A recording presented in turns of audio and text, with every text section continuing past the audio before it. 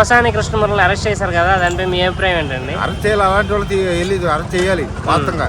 ఎందుకంటే పవన్ కళ్యాణ్ గురించి కానీ రాజకీయ నాయకుల గురించి కానీ ఎంతమంది మాట్లాడుతున్నారు కదా, వేరే రకంగా పిల్లల గురించో మంచిగా చెడుగా పిల్లల గురించో మాట్లాడుతున్నారు కదా, అలాంటి వాళ్ళు చేయాలి. ఇంకా చాలా మంది ఉన్నారు, వాళ్ళని కూడా చేయాలి వరుస పెట్టి. మరి అరెస్ట్ అప్రజాస్వామికం అంటున్నారు. అప్రజాస్వామ్యం కాదు, ప్రజాస్వామ్యం ఇది.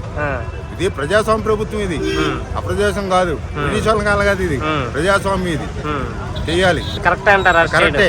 ఎందుకని అంటారు? ఎందుకని ఆయన మాట్లాడిన మాటలు ఎన్ని అన్నాడు ఆ రోజున, వైసీపీ గవర్నమెంట్ ఎన్ని అన్నారు, పవన్ కళ్యాణ్ కానీ చంద్రబాబు నాయుడు కానీ ఎన్నారు అన్న, దాని గురించి చెయ్యాలి. మరి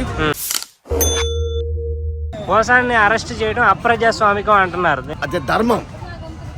ఎవడమ్మని ఎవడి పిల్లల్ని తిడితే ఎవరు ఊరుకుంటాడు చెప్పండి? పోసాని కృష్ణమూర్తిని వాడు ఏదో అనుకుంటాడు, నేను గొప్పవాడిని అనుకున్నాడు.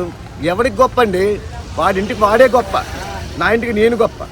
అంతేగానండి వాడు ఏదో చేయదు ఇదేదని ప్రభుత్వం నేను ఏదో సపోర్ట్ చేస్తున్నాను చెందుతున్నాను అన్నది చాలా పొరపాటు. పోసాని కృష్ణమూర్తి ఉన్నాడంటే వాడు దొంగ. ఎవడు రూపాయి ఇస్తే వాడి తరపున మాట్లాడితే చొక్కాని ఇలాగ పీక్కొని వాడు కమ్మోడు నేను అంటాడు. వాడి చౌదరిస్ కాదు, కులానికి కూడా ఆడి కాదు, ఆడికి మనీ పాయింట్. పోసాని కృష్ణమూర్తే కాదు, కొడాల నానే కాదు, చాలా జనం ఉన్నారు. జగన్ గారు ఏదో అనుకున్నాడు, రాజశేఖర రెడ్డి గారిని కడుపుని పుట్టాను నాకు అందరూ ఓట్లేసి అంటే ఆంధ్రప్రదేశ్ ప్రజలు ఆ రోజుని తండ్రిలాగే చేస్తారని చెప్పేసి అనుకున్నారు. కానీ వాడికి మనీ మైండెడ్. పోసాని కృష్ణమురళి గారిని అరెస్ట్ చేశారు కదా, ఇంత మీ అభిప్రాయం ఏంటండి? ఇన్ని రోజులకి కరెక్ట్గా సమాధానం వచ్చిందండి. పోసాని కృష్ణమురళిని అరెస్ట్ 100-200% రైట్ అండి. పవన్ కళ్యాణ్ సైలెంట్గా ఉన్నా కూడా దేవుడు అయినా వాడు చూస్తూ ఉండగా ఎంత ఇబ్బంది పెట్టారు, ఎన్ని మాటలు అన్నారు, అయినా సరే మౌనంగా ఉన్నాడు. దానికి ఈరోజు చరమగీతం పాడిరండి. అంటే అతను అరెస్ట్ అప్రజాస్వామికం అంటున్నారు. ఎవరండి అప్రజాస్వామికం? ఎలా అప్పుడు చూశారు కానీ ఆ వీడియోలు ఈ వీడియోలు ఒకసారి చూడండి. నన్ను ఎవరి దగ్గర తీసుకెళ్తే నేను చూపిస్తాను. ఎంత ఘోరంగా తిట్టాడండి అసలు. ఆ అధికార పార్టీ అండ చూసుకొని ఒకటి తిడితే ఎంత తిడితే అంత చేద్దామని వాళ్ళని అలా చేశారండి. అనిల్ కుమార్ యాదవ్ ఏంటి, పోసాని కృష్ణమురళి ఏంటి, మన ఈ గుంటూరు అరెస్ట్ అయ్యాడు కదండి, గుంటూరు అరెస్ట్ అయ్యాడు కదా, బోరగడ్డ వాళ్ళు ఎంత బండబూతులండి అసలు. ఇప్పుడు అది చూస్తే అందరు ప్రజలు అబ్బా ఇన్ని రోజులకి మంచి పని చేశారయ్యా.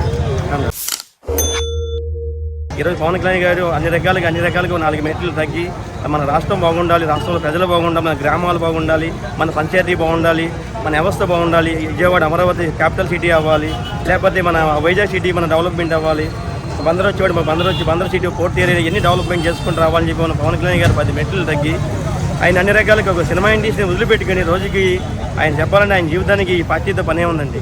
రోజుకి ఒక రోజు షూటింగ్ వెళ్తే 2 కోట్లు సంపాదించుకునే మనిషి, లగ్జరీగా బతికే మనిషి పవన్ కళ్యాణ్ గారు, లగ్జరీగా జీవించే మనిషి.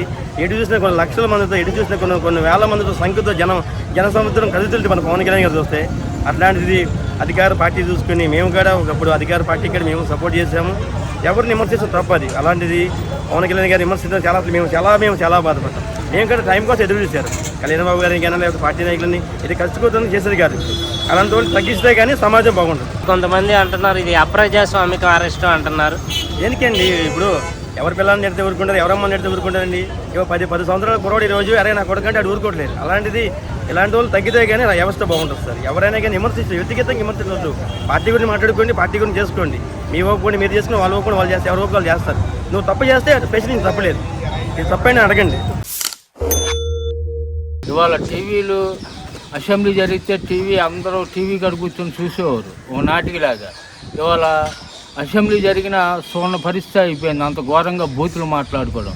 ఈ బూతులు మాట్లాడిన వాళ్ళని ఇలాంటి ఎమ్మెల్యేలు కానీ ఇలాంటి రాజకీయ నాయకులను కానీ కఠిన చర్య తీసుకోవాలని చెప్పి కోరుతున్నాం.